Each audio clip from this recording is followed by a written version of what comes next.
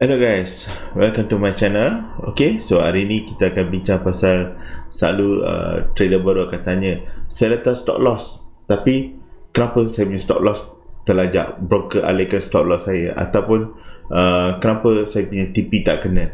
Okay, jadi dia ada sebab dia. Jadi sebelum saya tunjuk kenapa, sebab dia berkaitan dengan spread ataupun bid dengan ask price. Sebab kadang-kadang trader baru dia mungkin tak berapa faham pasal spread ataupun slippage yang berlaku dekat broker, jadi dia selalu rasa macam tertipu ataupun mungkin dia rasa broker tipu dia. Okey, jadi kita rungkaikan pasal isu ni.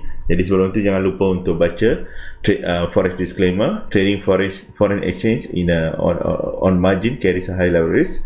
Ni cuma adalah education video. So jangan lupa untuk klik subscribe and press bell icon. Okay, jom.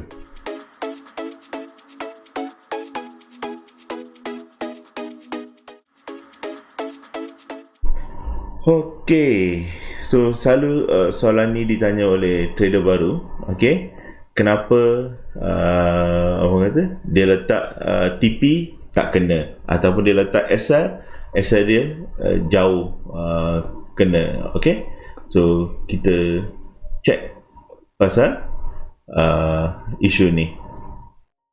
Okay, so sekarang ni kalau tengok kat sini, soalan biasa trader akan beritahu adalah saya letak SL, okay, tapi terlebih kena. Contoh kat sini dia letak SL 1.1327, okay, tapi dia terkena dekat 1.1341. okay, so dia ada beberapa sebab kenapa benda ni berlaku. Okay, salah satu sebab ialah slippage. Okay, jadi saya akan rungkaikan bila masa dia akan berlaku slippage ataupun spread widening kita panggil. Okay, jadi sebelum tu, okay, mungkin ramai trader dia dah tahu pasal isu orang kata biasa kita dengar dekat Facebook, okay, ataupun forum-forum.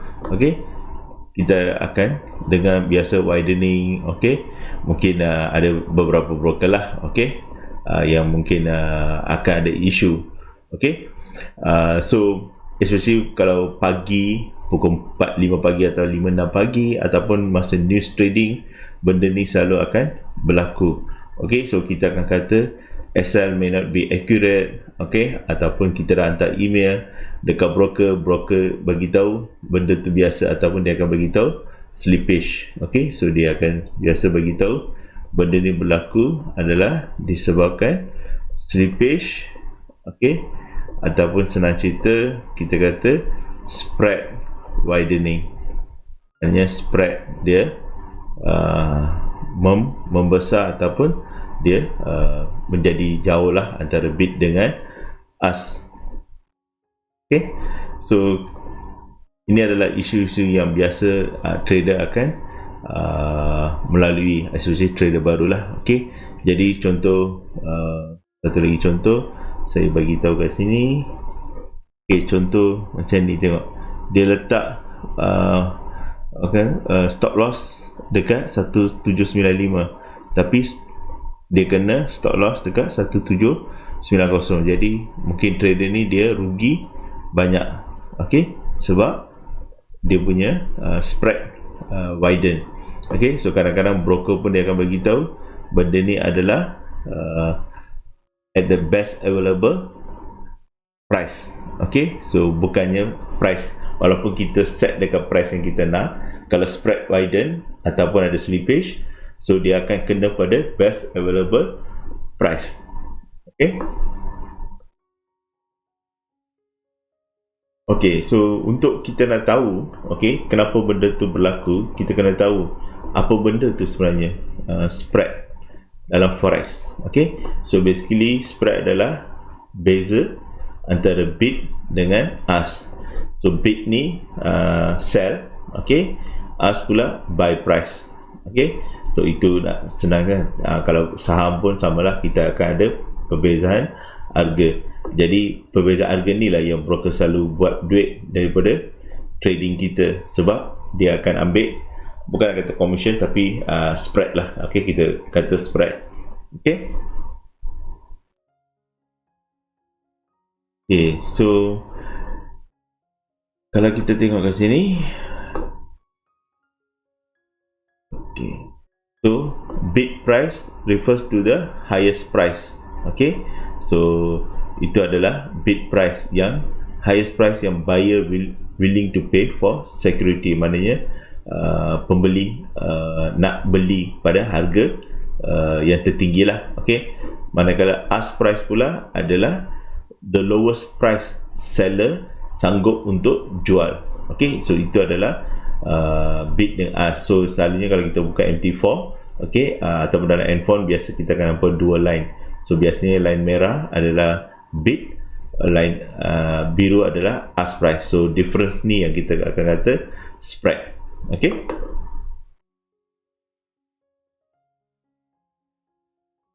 okay, so macam saya kata, so nak senang faham spread, okay, so kita just tolak perbezaan harga, jadi kita akan dapat harga ni lah. Okay, ataupun kita akan bagi tahu dalam apa kita punya language 0.6 pip, ataupun kalau kita kira dia akan jadi lebih kurang 5 decimal places 0.0006.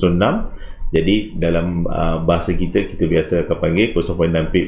Jadi itu adalah perbezaan antara bid dengan ask. Okay, okay, so bila masa kita kata spread akan widen, okay, dalam case yang biasa ataupun dalam normal trading situation, biasanya EU adalah sebagai benchmark, dia akan mempunyai spread yang rendah sebab dia liquidity dia tinggi. Jadi dalam case ni spread dia cuma adalah 2 pips. Tapi kalau spread dia mengembang, okay, macam ni daripada 48 ke 68, okay, so kita kata 20 pip dia dah widen. Okay, so dia bukan broker orang kata suka-suka dia nak ubah bid dan ask, tapi memang kalau tak ada liquidity ataupun masa volatility akan berlaku slippage. Okay,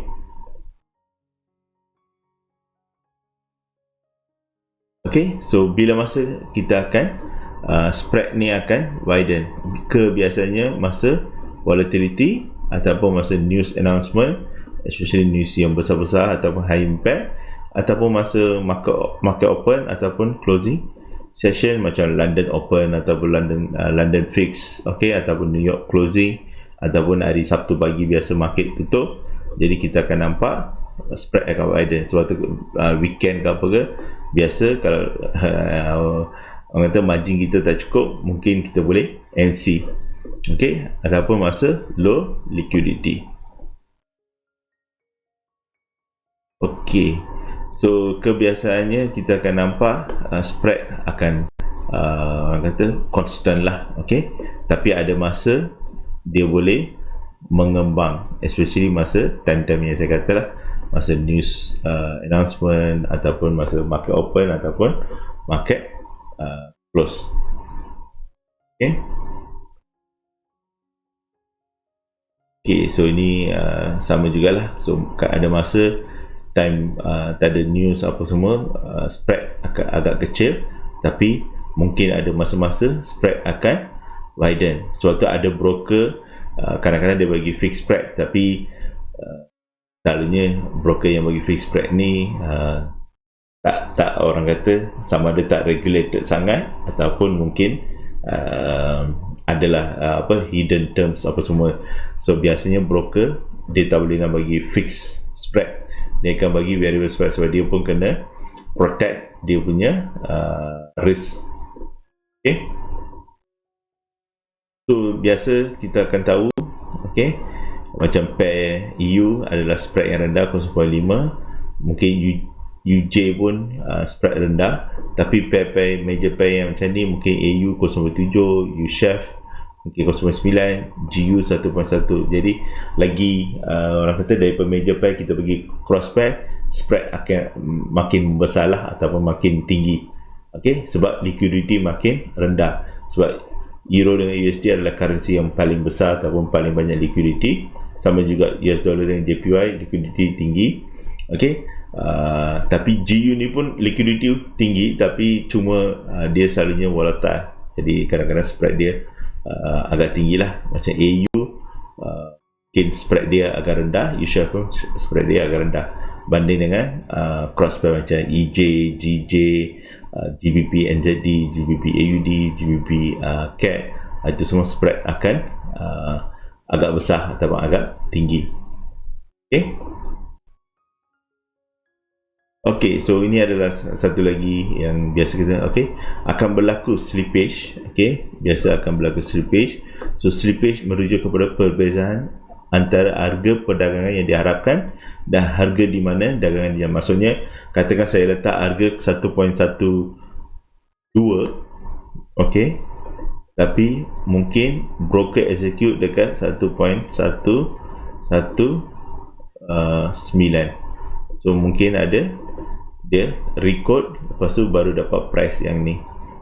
Sebab volatility yang agak tinggi ataupun tiada volume, ataupun liquidity lah.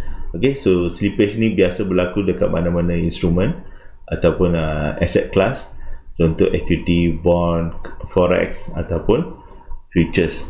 Contoh dalam kes ni pun kita nampak, katakan dia letak TP dia 9975, tapi dia cuma kena dekat 9970.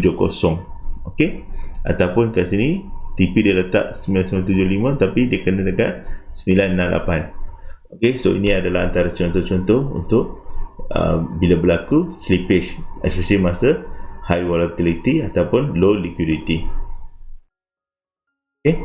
So harap membantu trader-trader baru dekat luar sana. Jadi tapi ada masa juga broker kadang-kadang dia buat candle yang orang kata macam pelik. Kadang-kadang tiba-tiba broker lain tak ada, tapi broker ni je tiba-tiba candle, ada macam jarum yang panjang, jarum yang panjang lah, tiba-tiba ada jarum yang panjang, tapi broker lain untuk candle sama tak ada jarum ni. Kalau ada pun mungkin sampai sini je, contoh, jarum yang kecil je. So kalau macam tu mungkin boleh complain dekat broker. Kalau broker tu agak baik, dia akan refund. Kalau tidak, kira hanguslah duit tu. So itu saja guys. Harap membantu. So boleh search dekat Google atau forum apa itu slippage, apa itu low liquidity ataupun spread widen lah. So benda tu bukan broker buat hal, tapi memang benda tu biasa berlaku slippage masa low liquidity ataupun high volatility events. So terima kasih untuk menonton. Have a great day guys. Jangan lupa untuk like, share and subscribe.